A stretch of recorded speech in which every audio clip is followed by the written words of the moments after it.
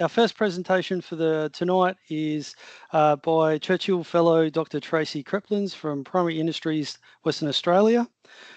Tracey is a wildlife ecologist who has worked on a range of species from native small mammals and reptiles in many forest types through to large invasive species such as wild dogs, feral cats, feral pigs and foxes. Previously, Dr. Kreplins has worked on a range of endangered species, but more recently, she has spent her time investigating control techniques for invasive species in the agricultural and rangeland areas of Western Australia. Tracey's presentation tonight is on a comparison of lures on canid pest ejectors and satellite tracking of wild dogs among cattle herds in the Western Australian rangelands. So, Tracey, I'll drop my screen off, and if you're happy to put your screen up, we can go from there. No dramas. Can you see what I can see? Yep. Cool. All right. Thanks for that intro. So my job in Western Australia under our Department of Primary Industries and Regional Development, or Department of Ag, we used to be called, is I'm the wild dog researcher under the WA Wild Dog Action Plan. And I've been doing that for quite a while now. I've probably been working in the predator space for almost a decade now, and I thoroughly enjoy it. It's a different challenge. My screens don't want to flip between. That's a bit tricky. Okay, here we go. Or maybe we won't. Okay, hopefully that's changed. Looks like it has. So as Chris mentioned, I was going to talk to you a bit about CPEs and the impacts of wild dogs on cattle. I thought I'd drop in a few other bits and pieces that I've been working on as well around baiting, non-lethal deterrents, guardian dogs, the relationship between dogs and cats, and a little bit of diet work. So across Western Australia, I've been working and really focusing on 4 baiting trials, one in the Gascoyne, one in the Murchison, one in the Nullarbor, and one in the Northern Ag Zone, so inside our Western Australian State Barrier Fence. And each of those are focusing on a little bit of different questions around baiting. And each of them had a little bit of a different success in terms of baiting. So in the Murchison, we were really looking at if we increased baiting rate to 40 baits a K compared to the allowed amount of 10 baits a K, would that increase our uptake? Unfortunately, lots of non-targets had a go at eating baits, but that's okay because they have a really high tolerance to the baits themselves. But it did reduce the opportunity. So there was only 301 opportunities when a dog could eat a bait in front of a camera. Then we go across to the Northern Ag Zone. We were looking at whether Eradicat, which is a cat bait, could be used as an all-predator bait for cats, dogs and foxes. And that was a really interesting space because that was inside the Ag Zone, so inside the State Barrier Fence. And that also got a bit mucked up because some of the licensed pesties had been in there beforehand, because that was one of our highest impacts from dogs on small stock. So they'd already done a lot of the work before I turned up to trial baiting. So again, non-targets reduced the opportunities. There was only about 3 times when a dog was on camera and it could have eaten a bait. And then in the Gascoyne, we were looking at whether little mini trackers could be put inside baits to increase the knowledge about what happens to baits, because cameras miss things. So by putting trackers in, it was another method to look at what was eating baits. And again, we only had 7 opportunities for dogs to eat baits in front of cameras because the non-targets really interfered with what was going on. And then across to the Nullarbor, that was probably where we had the best uptake by wild dogs of baiting. And their questions were really about what bait meat would increase palatability to wild dogs. And we did a little bit of CPE work there. But again, only 133 opportunities to eat baits because non-targets really interfered again.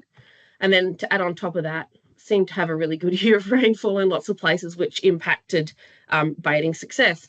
So that's where CPEs kind of come in. So CPEs are a static bait because they are put into the ground. They're a little bit more fiddlier than putting out baits. And they have an ejector piston which would puncture the poison capsule and so inject the poison into wild dogs or foxes' mouths. But the benefit of them is that because they're secured into the ground, they can't be moved around or taken away by non-targets. So we looked at a whole bunch of lures over 2 years across 3 properties, and we monitored 100 CPEs with 100 cameras and trialled a range of lures. So we tried the dried meat baits that you can buy straight from Acta that are already the kangaroo meatheads, and liver treats, so like schmackos mashed up with PVC glue on CPE lure heads. And then we tried some felt ziplock tied to the lure head, just like in the picture there. And we had a whole range of stinks or smells or lures on them. Synthetic fermented egg, literally vanilla essence you buy from the shops. Horse hoofs. So when I trimmed the horse's hooves, I soaked that in water and made a really gunky soup that I'd soaked the felt in. Animal fat, that was literally animal fat from my air fryer that we soaked the lure heads in. Govcool, which is a synthetic lure you buy from America, so something a little bit different. And fish oil that you buy from any hunting, fishing shop that people use as lures when they go fishing. So we did that. Each round, we tried 2 different lures and interspersed them from one another, so 50 of each. And we did that over the 2 years with 2-month intervals peaking when dogs were most active. And then we looked at wild dog density over that time. And what we found was it was variable with season and different lures, but generally CPEs had quite a good impact, partially because non-targets could not get to them as much. So because they're a static bait compared to a normal bait. We had knockdown of up to 50% sometimes and as low as 20%. So it did range, but there was a pretty good knockdown. So why were CPEs a bit more successful in terms of non-targets not being able to interfere with them? It was that felt lure head. So as you can see, all the different lures along there and the number of events where we had interest and uninterest by wild dogs and other non-targets. So the problem with the meat lure heads or the schmackos was that animals could pull off their head and run away. But it was a piece of food with a reward. Whereas the felt, it was just a lure and a smell, and there was a lot of lack of interest by the non-targets being able to take them away.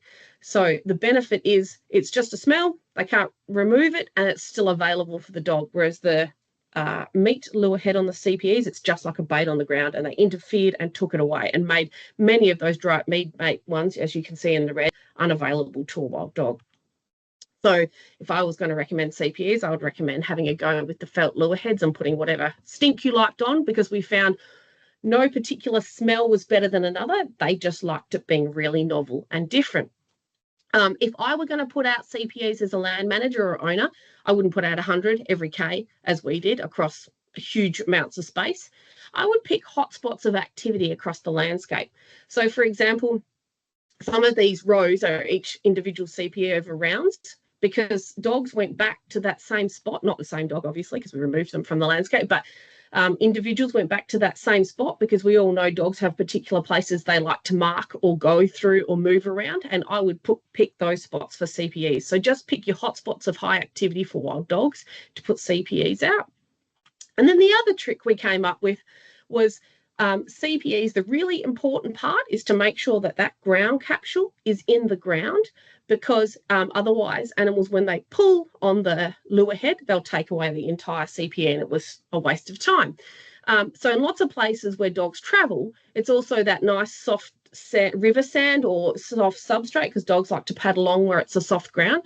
We designed an auger bit to put on the bottom of a CPE. So we welded it on and we literally attached, I'm going to show you a really dorky video of myself putting it in the ground. If the video will play, maybe it won't. Oh, there we go.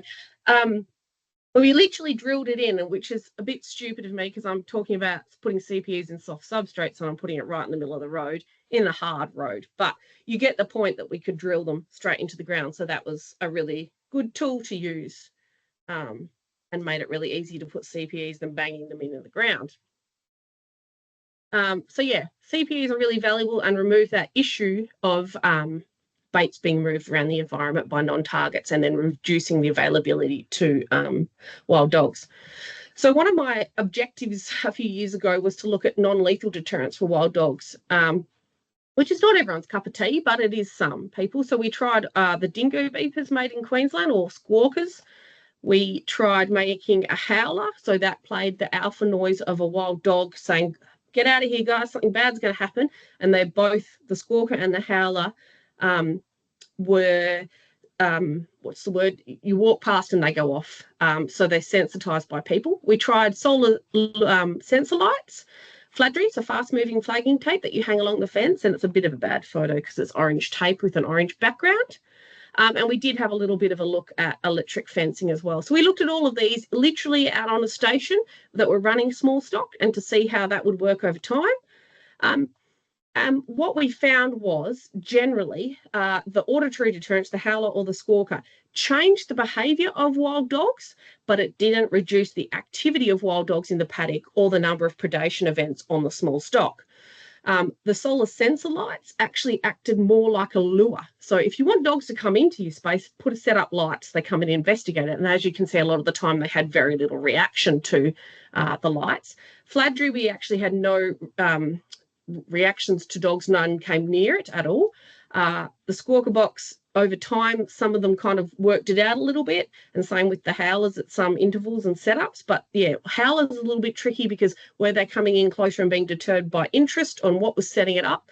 But generally, the two auditory deterrents work to deter wild dogs. But like I say, it didn't reduce the predation events.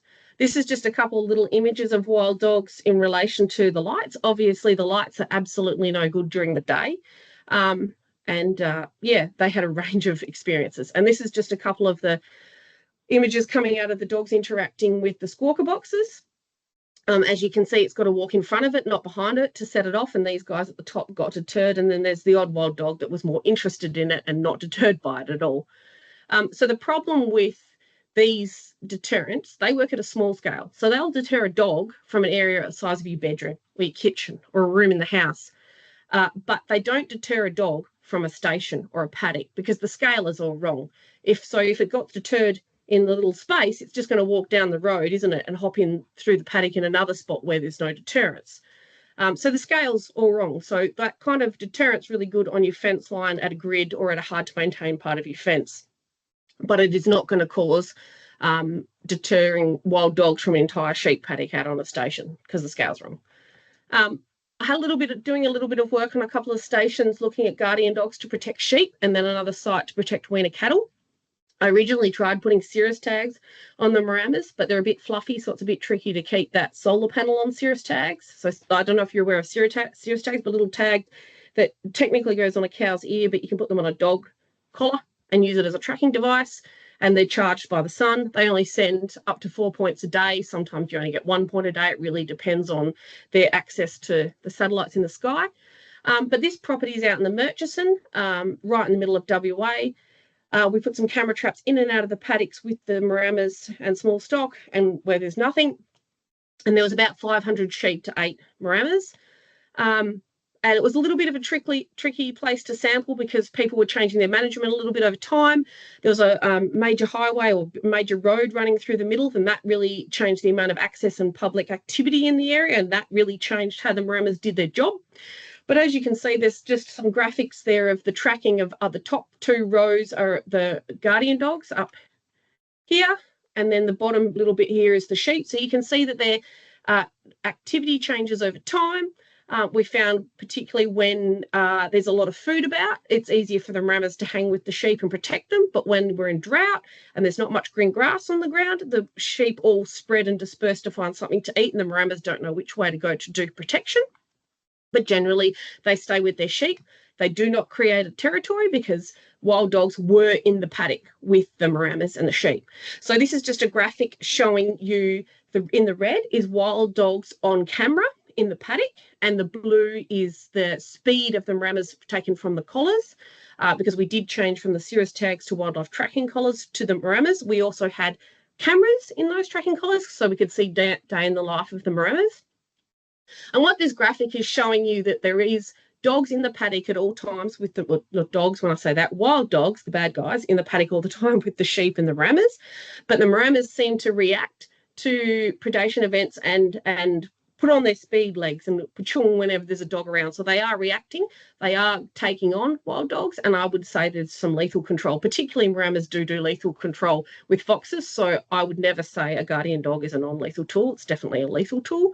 And this is just a little bit of a movie to show you how much, or if it's going to play, the Maramas hang out with the sheep. So the sheep's in the blue, then the 2 different Maramas are in the red and the yellow. And so you can sort of see that they're tracking around, trying to keep up with their sheep. They do go off and do their own forays. That is the Maramas to do a little bit of protection or territory boundary control, but they definitely don't deter dogs from the paddock. And this is just a little bit of work I did up in a station in the Pilbara, so way up the top. And we were just looking at how Maramas and one Anatolian were protecting weaner cattle. Again, it's a bit tricky sometimes because management was changing all the time, but we had definitely less predation threat up here. I think that's just there's less wild dogs in this space compared to the Murchison where the sheep were. And we were just looking at their movement over time. It's the same sort of thing. Wild dogs were seen in the paddock with the Maramas and the weaner cattle. They weren't deterring them, but the Maramas and the Anatolian was definitely doing their job and sticking close to the weaner cattle. And this is just a little bit of if it's going to play, what you see. No, maybe it's not going to play. We're not going to be that lucky. Well, here we go. No, cannot play media. So you're sorry, I can't show you the video of what the Anatolian was doing, wearing his GoPro camera and how he was protecting his stock out of the paddock. So that's a bit of a shame. So what can we say about livestock guardian dogs? We can say they hang out with their livestock. They do forays to investigate. They actively take on the predator and to perform lethal control.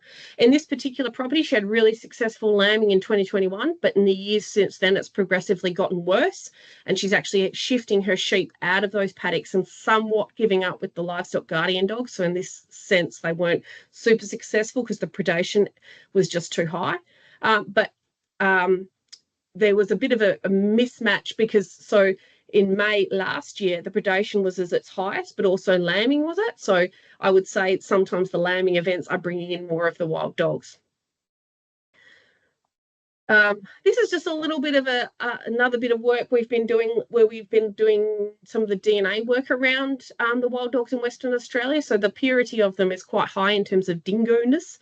But we were looking at, does that change where there's lethal control? Because there's that theory out there that if you do lethal control, then you break up packs and create more chances for hybrids. What we found in 2019, 2024, and 2020, when we sampled the dingo purity of this population within the Murchison, so the middle of WA, about where those sheep and the Maramas are hanging out, was that no genetic marker changed over time.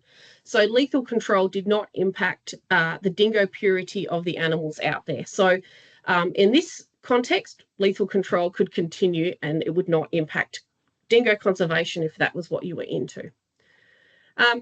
There's that theory out there that the presence of wild dogs or dingoes will suppress cats and therefore protect native species. We did a little bit of work of that a few years ago.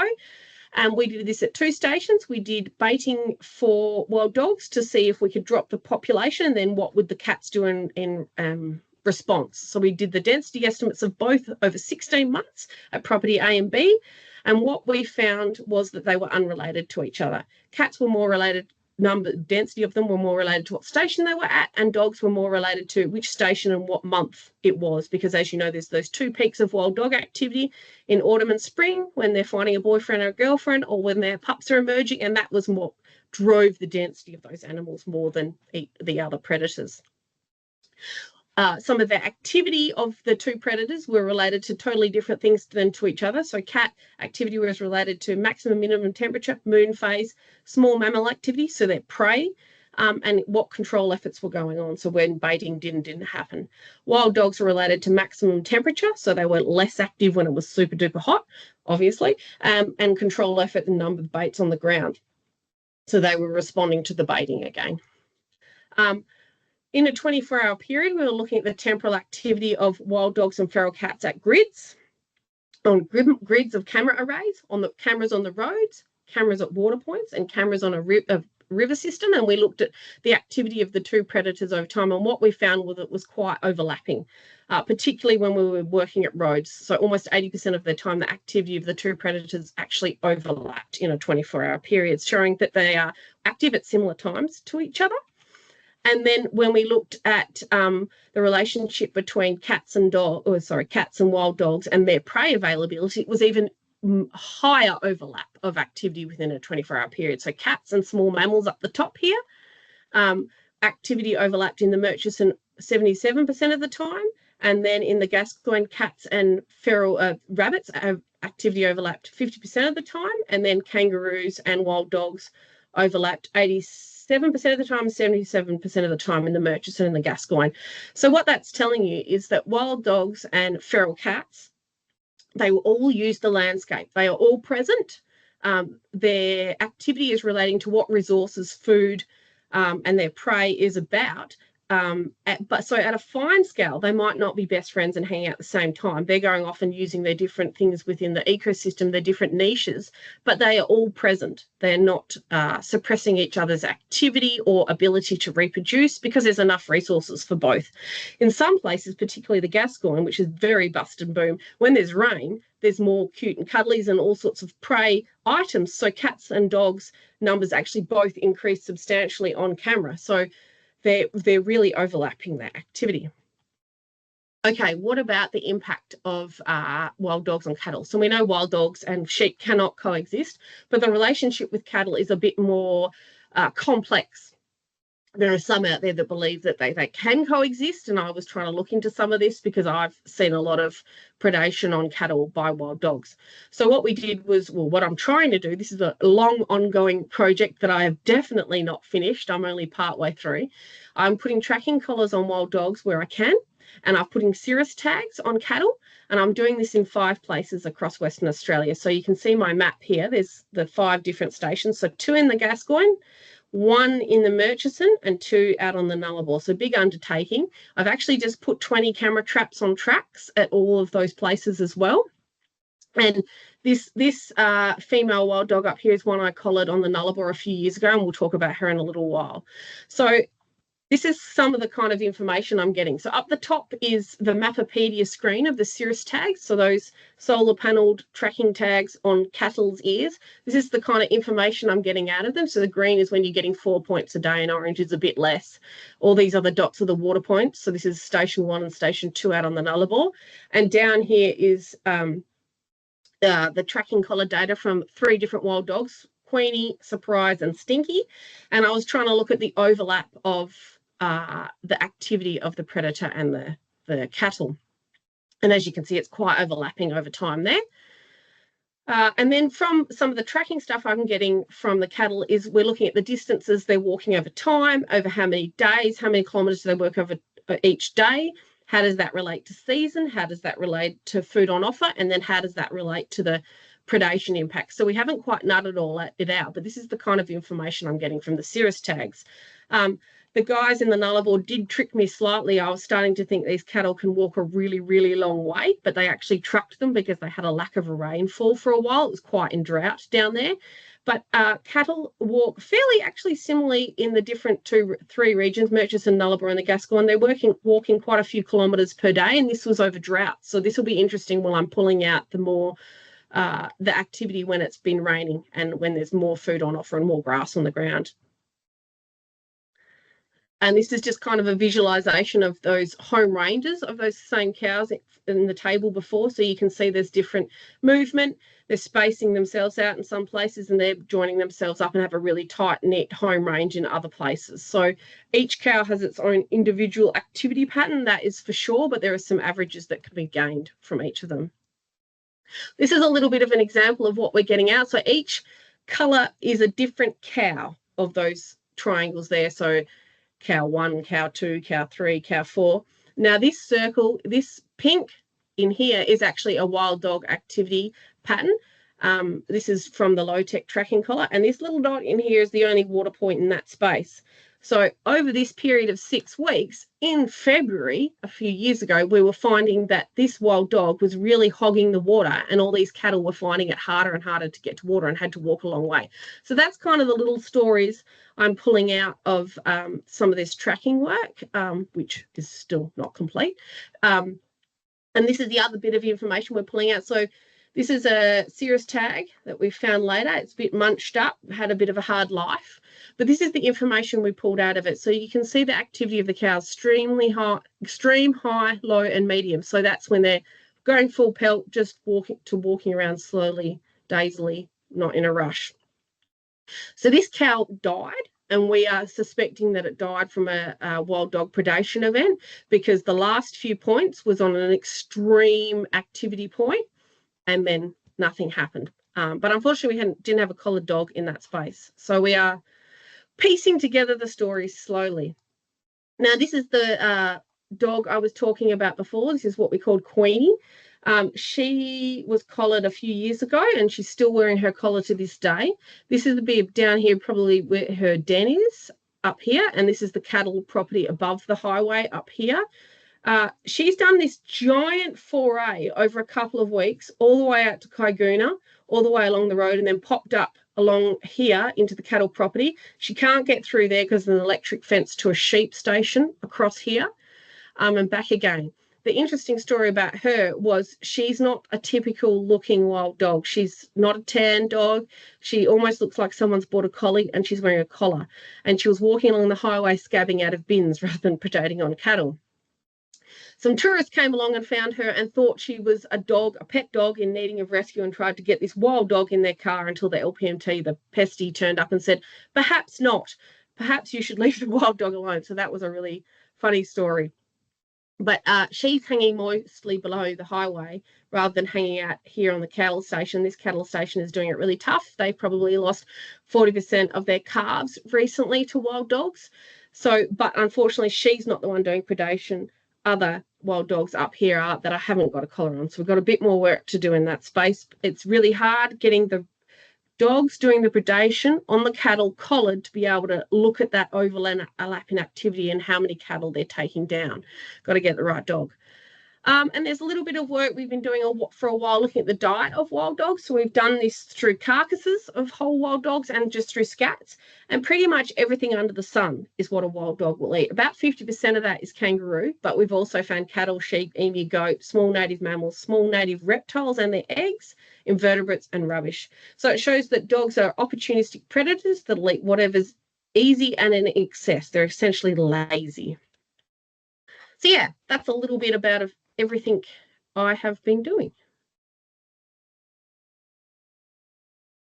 Thanks, Tracey. That's a lot to take in, isn't it? Sorry. I think one of the biggest things that I can take home from that is I've got a lot of landholders that actually use the canid pest ejectors, and the different type of lure is quite interesting because a lot of them are making their own meat ones or they're buying the commercial ones, but there's other options and opportunities out there to try different things. It's really good.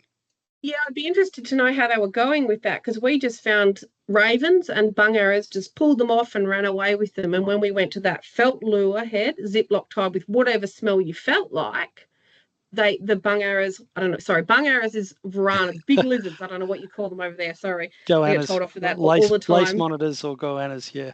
Yeah, so when we did the felt lures, they just weren't as interested because it wasn't actually food. It was just a stink. Whereas the dogs were more interested and they were more available to them. Yeah, I do know there was one property that had it on camera where a fox came along and set one of the CPEs off and then ran away after he'd taken the poison and then came back 5 minutes later and dug the whole thing up and took the whole CPE away with him. Was never seen again, but yeah, he certainly wasn't going to give up on it even though he'd already taken a lethal dose of the poison. So, so I guess out to everyone that's watching, has anyone got any questions they'd like to ask at all of Tracey? No hands going up. Let's have a look if there's anything in the Q&A. Nope, no conversations in there. Oh, hang on, what have we got? Charlie's got his hand up. Charlie, you can turn your own mic on and ask. All right, just give everyone else the chance first. Yeah. Tracey, I just wanted to clarify with the squawker boxes. Yeah. Could you just clarify, did you say that they possibly ended up becoming attractants? That was the lights. That was the lights. Yeah. The lights are definitely a lure. The squawker boxes did deter dogs, definitely. In some instances, they got a little bit used to it. But yeah, their best setup is for spaces, in small spaces, that along fences that are hard to maintain. But yeah, no, don't use solar sensor lights to deter wild dogs because it doesn't work. But you got to try these things, right? Yeah, no, that's right. Yeah, I was just asking because a lot of our quite a few of the grids along our dog fence have been set up with audio deterrents after vehicles drive through them. Yeah, I didn't show it, but we do the same thing along our state road fence, and I've been monitoring, and I reckon those squawker boxes reduce wild dog activity at grids about 60%. So they really do a good job because, as you know, grids, wild dogs just go pa-chung straight over grids. So they're a issue. No worries. Does anybody else have any questions before we move on to the next presentation? Anybody? Anything? No questions, a silly question? No? Okay. All right. We might Easy. move on. Yeah. Thanks, Tracey. That was No fantastic. dramas. Lots of information Cheers. there. Really good.